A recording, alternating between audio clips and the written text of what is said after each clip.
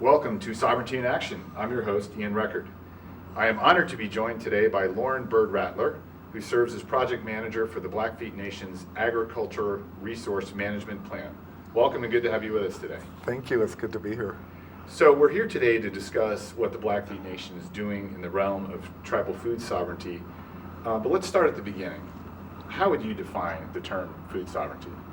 Well, I think that, when you look traditionally at the spaces we were in prior to colonial movement or manifest destiny, Western movement, colonization, you saw a very intact foodways, food systems, trading systems.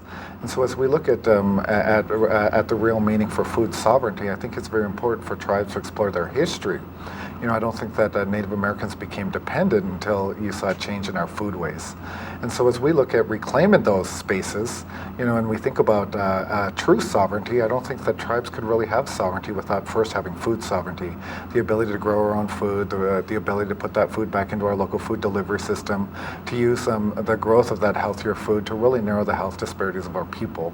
As you look at the impacts on health that the modern diet has had, it's killing us, literally. It is killing us. We can, in Blackfeet country, look at, 6 of the top 7 killers of Blackfeet people and make a direct correlation to that high fructose diet. So I think that, when I think about food sovereignty, it's very important for tribes to think about first their history and then how they bring many of those methodologies forward, allow them to manifest in a modern way so that we can begin to address many of the challenges that exist in tribal nations. So I've heard you share the quote that, as you just said, true sovereignty starts with food sovereignty. Can you elaborate? You just mentioned it again. Can you elaborate a little bit on that and why? Obviously you get that, but why is it important for key decision makers, tribal leaders within tribes, to really have that food sovereignty piece at the forefront of exercise of tribal sovereignty? Sure. So when we think about tribal sovereignty, when we think about the reclamation of our history, our methodologies, everything, right? We have the opportunity, as you look at the food delivery systems in America today, they're primarily driven by profit, right? They don't always take into consideration health. They don't always take into consideration very many things. And so you look at the influence that large commercial food producers and food corporations have on regulation, on everything. It becomes a system that is just not favorable for American Indians, right? Especially when you make correlations to health. So as we think about tribes and their ability to practice their sovereignty or their quasi-sovereignty, right? Because we all fit under the U.S. Congress, but as we think about the ability to exercise that, we have a tremendous opportunity to not only redefine the delivery systems when it comes to commercial food production, the profitability around those delivery systems, but also healthcare, right? The health delivery system. So, as you look at the ability for food sovereignty to really be an exercise in true sovereignty for tribes, it allows us to take that holistic approach, the interdependent functions, relationships, and systems planning, right? And then redefine that, right? Under that quasi-sovereign umbrella. And by doing so, you're talking about the legal framework, right? You're talking about the delivery system, all of that. And by doing so, it allows tribes to really reclaim that space. We know that our methodologies were tried and true. They worked for 15,000 years, right? That we know of, right? Just through oral tradition, but at the very end of the day, when we think about those methodologies, we need to have a way to recognize those methodologies and substantiate them with Western science and not the other way around. As you look at the scientific process and how it affects traditional ecological knowledge, practice, all of that, we want to be in a position to utilize that sovereign umbrella to not only redefine those systems, but to substantiate it by Western science. So as I mentioned in introducing you, you serve as project manager for Blackfeet's Agriculture Resource Management Plan, which is its 5-year strategic plan for food sovereignty. Can you provide us the basics of this plan and how is it meant to build on Blackfeet's various food sovereignty efforts to date? Sure. So when we think about a Western authority, right, without a Western authority, it's really difficult to make inroads, right? So when we think about a true governance, right, having that Western authority really gives you the foundation to operate in spaces that you wouldn't otherwise have the opportunity to do so. Excuse me. So as we think about those efforts, right? Our authority comes from the American Indian Agriculture Resource Management Act of 1993, and if you read that legislation, it really gives tribes broad latitude, and I mean broad latitude, to not only create plans that are conducive to their needs, but also to influence the delivery of resources through the U.S. Departments of Health and Human Services, USDA, Department of Interior. So if it's in your ARMP, then those federal agencies have to work alongside you to implement it through their own regulatory framework. So it gives tribes a really great opportunity to not only create that foundation of authority, but to also build on their codification process, create that legal framework that allows them to move into international trade, allows them to put food into the local food delivery system, to create sustainable economics through commercial food production. And so yeah, that Western authority gives tribes a great paintbrush, right, to create things in their own image. So as we think about our traditional lifeways, the practice of who we are as Native people, it allows us to take that and move it forward and allow it to manifest in a modern context that begins to address many of those challenges that are, primarily the byproducts of acculturation and assimilation. So the plan, if you were to paint, you said gives tribes a paintbrush, right? So how is Blackfeet using that paintbrush? If you could paint a visual for us verbally of what is in this plan, right? Sure. So one of the key provisions under that ARMA is to develop a plan from a holistic perspective, right? So that's the real broad stroke, right? Because it allows you to then examine systems planning, right? All of our lifeways, the practice of who we are aligned with systems planning, right? It's that circle of life, right? From a Western context, we take a little piece of that circle, right? We research the heck out of it, and then we try and control it, rather than looking at how we can utilize natural process to inform modern management concepts, all of that. So the way that we're using that holistic broad stroke, right, is to first create the legal framework, right, through codification. So as you look at many national efforts, the Indigenous Food and Agriculture Initiative put out a great model food and agriculture code that really allows tribes to move in the spaces for safety around commercial food production, all of that. And once you have that legal framework in place, then it's easy to build anything upon it. So as we look at international trade, creating new markets at the local level where conservation fits in, so that we can market our products at a higher level, we're utilizing that authority to really approach things from that true holistic perspective, which is so much aligned with the practice of who we are as Blackfeet people. So we're in the middle of a feasibility study for a beef bison processing plant that will allow us to really capture that omega-3 rich food that is grown right in our backyard, literally in our backyard. So as you look at health and nutrition, we know that anything grass-fed is very rich in omega-3. We also know that all of that processed food and the impact that it's having on our children, right, is really contributing to the achievement gap. When you look at, as I mentioned, 6 of those 7 killers of Blackfeet people, right, you make that correlation with that high fructose diet. Omega-3 acts as a natural antidote. So as you look at our traditional hunter-gatherer diet, and for Plains tribes, there's a omega-6 to omega-3 1-to-1 ratio, right? If you get too much omega-6, which you find in processed foods, it prohibits you from absorbing omega-3. So as you think about the impacts that it has, not just on our health, but our cognitive functions, right, the ability to think, reason, and problem solve, we grow our beef, grow our bison on grass, right? But we send it off to that feeder lot, and once you send it off to that feeder lot, and it becomes corn finished, that ratio goes up to 58-to-1. So when you look at the impacts that it has on our health and on our ability to think, reason, and problem solve, we partnered with Montana State University. They did some research in Crow country.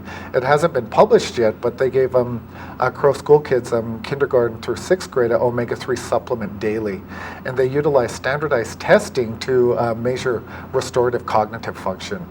So after that 6 months, the minimum rise in test scores for those Crow school kids was 28%, the maximum 92%, just by giving them an omega-3 tablet. So as we look at, the impacts that the modern food delivery system has on native health, it's immense, and so again, as we think about practicing that sovereignty, we have the opportunity to pull that back, to reclaim that space, right, to reclaim our life ways. That does mean, access to traditional foods, that does mean fusion, right, as we think about traditional and modern food, right, if we're not able to compete with taste, then we'll never be able to change the culture and the way that we grow food, the way that we purchase food, prepare food, and ingest food. And if we don't change that culture, then you're going to continue to see the runaway health disparities that exist in our communities. So when we think about that broad stroke, right, it's a very effective tool that really empowers tribes to empower their own people. So when we make that correlation to economics or sustainable economics, we can use commercial food production to really create sustainable economics and flip our economies from a public sector-based economy where most of our contributions come from governments to a private sector-based economy that allows and empowers our own people to not only grow that food but to profit from it as well. So driving the design, implementation, and day-to-day decision making for your strategic plan for food sovereignty are three underlying principles that you shared with NCI, and you refer to them as the triple bottom line. What is that, and how is it framing and informing your work? Certainly. So when I first met with the Blackfeet Tribal Business Council before we started to develop our agriculture plan, I asked them a very broad question. What role do you want to play in commercial agriculture production? And so we had a lengthy conversation, and from that conversation, what came from that conversation was a triple bottom line, right? So the first, and I covered a little bit of it, but first is, how we do create sustainable economics through investments in the private sector. I mentioned before, as you look at native economies, we're, primarily dependent on government-funded projects, right? So when you look at the revenue that comes into our economies, it's predominantly from governments, U.S. government, state government, county governments, tribal government, right? And you look at the economy of any state that any of these tribes reside in, right?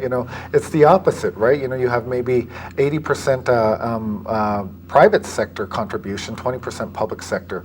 Native economies are the opposite, maybe 65% public, 35% private. But as you look at that private sector contributions, a majority of it comes from either tourism or from commercial food production, right? So as you look at, especially for land-based tribes, the ability to really reclaim that space, it offers us the opportunity to really invest in our people, create the framework that allows the private sector to thrive, and in this case, in food production, right? As you look at inherent government functions, inspection, all of that, we can move into those spaces as well, but if we're going to ever flip our economies, we absolutely have to invest in our people, right?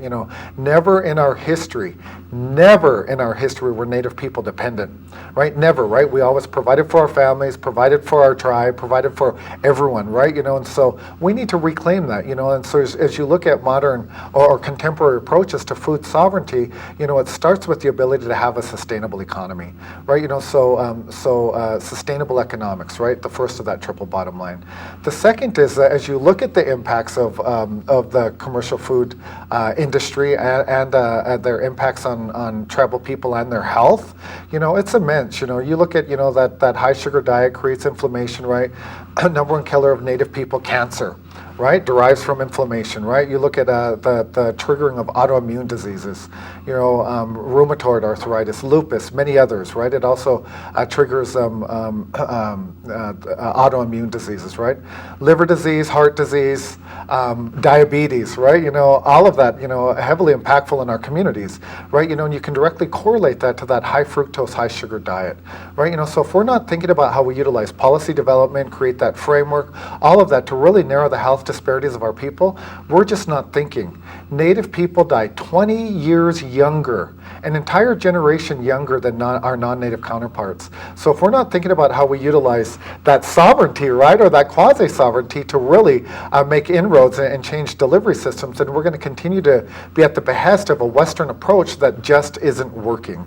So tribes need to step into that space and stop waiting for the U.S. government to adhere to their trust responsibilities responsibility and take responsibility for their own people, right?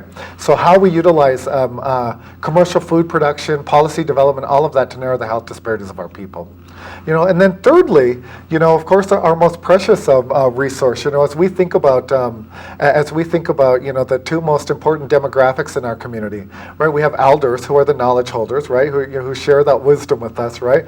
And we have our children, right? Who are really our future, right? Our most sustainable resource, right? And so we need to be thinking about how we invest in our children.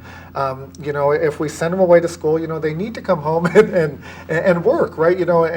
Because if we're able to do that, then we'll empower everyone, right? So as you look at that third of the triple bottom line, it's really how we invest in our young people, how we instill institutional knowledge, how we create that knowledge base or that feeder system that brings our kids back to our community and puts them to work in policy, in food production, in economic development, right, in all of those spaces.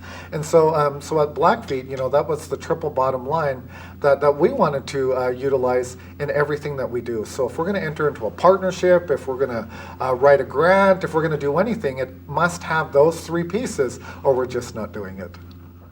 So what role are Blackfeet citizens playing in the process? You mentioned the leadership and their articulation of this triple bottom line, and that's sort of the decision-making lens through which you design and implement all of the activities under this comprehensive plan. But where do the citizens fit in both the design of the plan and how it rolls out and how they're contributing to it? Sure. So our citizens, our stakeholders, our community members, right, play a critical role as we look at the methodology for planning, right? And you look at indigenous methodologies for planning, right? We start every one of our presentations out with Blackfeet ways of knowing, Blackfeet ways of being, and Blackfeet ways of planning, right? How we utilize our core values to really inform everything that we're doing in a modern context. So when you look at those indigenous methodologies for planning, right, it always involved all of our folks, right, so we recognize, both contemporary and traditional uses of the land, right, so if we're going to have a conversation, we need to not just have commercial food producers, beef growers, grain growers, produce producers, but also medicinal plant gatherers, traditional food preparers, right? We need to recognize all uses to land, right? We know culturally that health and well-being is directly correlated to land use, right? How we utilize the land. So we recognize all of those stakeholders, and we bring them to the table to have the conversation. So all of our plans are community developed. We have a meeting once a month. In fact, when I leave here, I have to rush home for one of those monthly meetings, right? That really pulls our interdisciplinary team together. That's a cross-section of tribal department directors, as well as commercial food producers, farmers and ranchers from a cross-section of varieties of production. And so it also includes, the Blackfeet Community College. So as we look at community developed plans and the ability to really isolate yourselves from ridicule, or once you develop a plan that is community developed, you can easily say that came from our community, that came from our people, right? So from a political standpoint, from an economic standpoint, from any standpoint, it allows you again great latitude in the implementation process. So as we think about the role that our people play in everything that we do, everything that we do is transparent, right? So as you look at the need to really build that trust in tribal governments again, right, which is necessary in all of our communities. There's a real mistrust for government as a whole, right? But as you look at building that trust, it's really centered around the ability to be transparent about your budgets, transparent about your process, transparent about everything, right? And inviting people to the table, right? So the roles that our producers, medicinal plant gatherers, traditional food preparers play in the development and implementation of our plans are paramount to their success.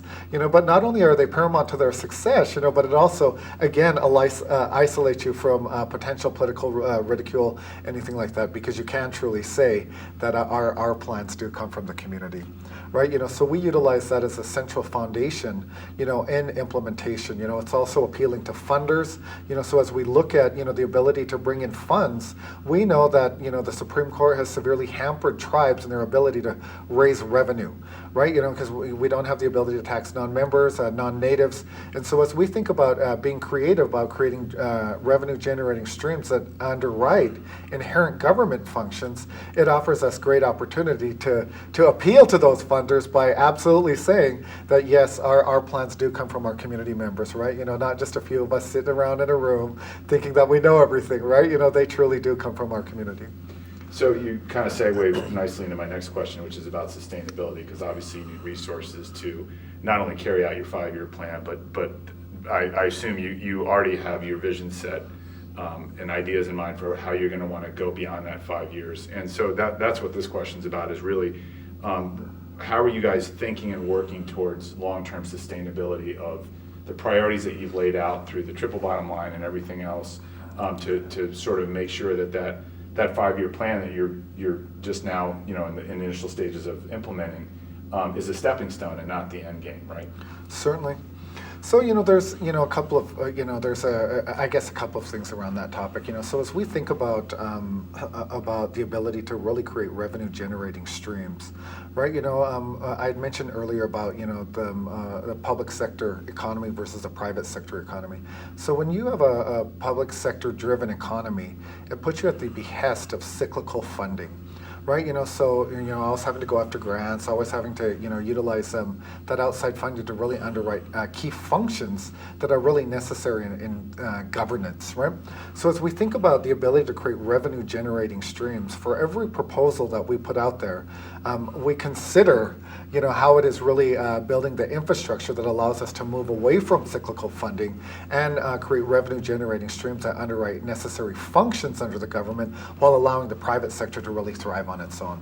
So as we think about some of those initiatives, around conservation, we just finished a legal review with the University of Montana. So when you think about that holistic approach, it's necessary to recognize, all of the functions in that system, right? Because without all of them working, right, it's very difficult to affect real change. So as we think about the conservation, right, the ability to protect our biohabitat, to protect the plants and the animals and the water and the earth, right, so that it's continually sustainable, we have to build that into our plans. So as you look at conservation, right, as I mentioned, we're also in the middle of a feasibility study that really explores 2 Blackfeet conservation areas. The first by way of a park that allows us to bring in revenue annually, right? So as you think about, our geographic location, we border Glacier National Park on the west.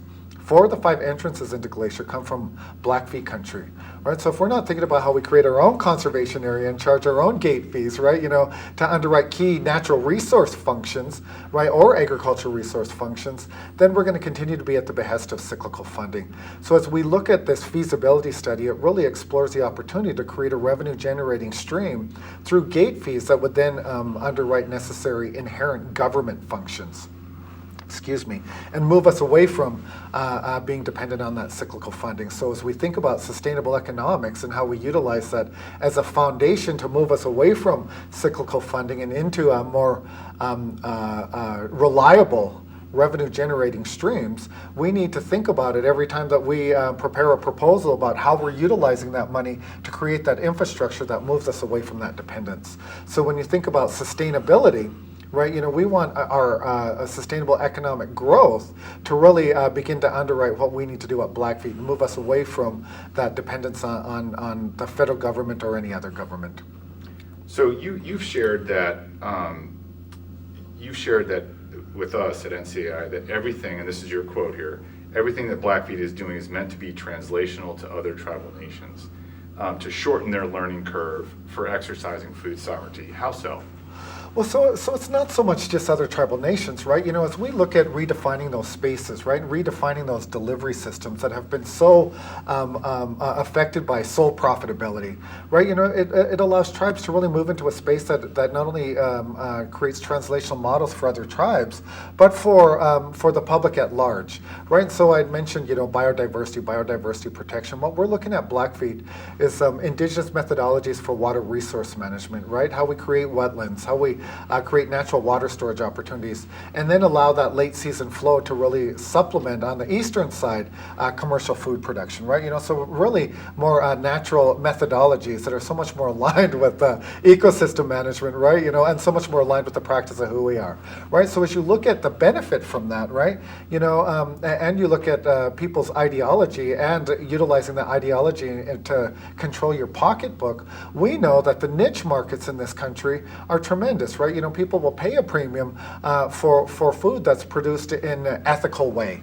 Right, so in this case, we get to define what is an ethical way, right? So as we look at that biodiversity protection, riparian protection, all of that, and the ability to market our commercial food products at a much higher rate through programs like traceability, right? We want to define that, utilize the research to substantiate that, right? Utilize our own methodologies, right, and substantiate that with Western science, right? And then duplicate that all over the country. So as we look at the resurrection of our trading systems, right, the ability to prior to, colonial movement, we had all of these systems in place, right? And they did feed our people, right? They did allow us to trade. They did allow us to do many things. So as you look at the buying power of tribes, casino tribes, all of that, if we just support each other's efforts and support each other's economies, right, we will, begin to create sustainable economics at a rate that you would not believe. So as you look at, some more modern, context, you look at, say, ocean spray or the dairy industry in Wisconsin, and the ability to utilize co-ops, right,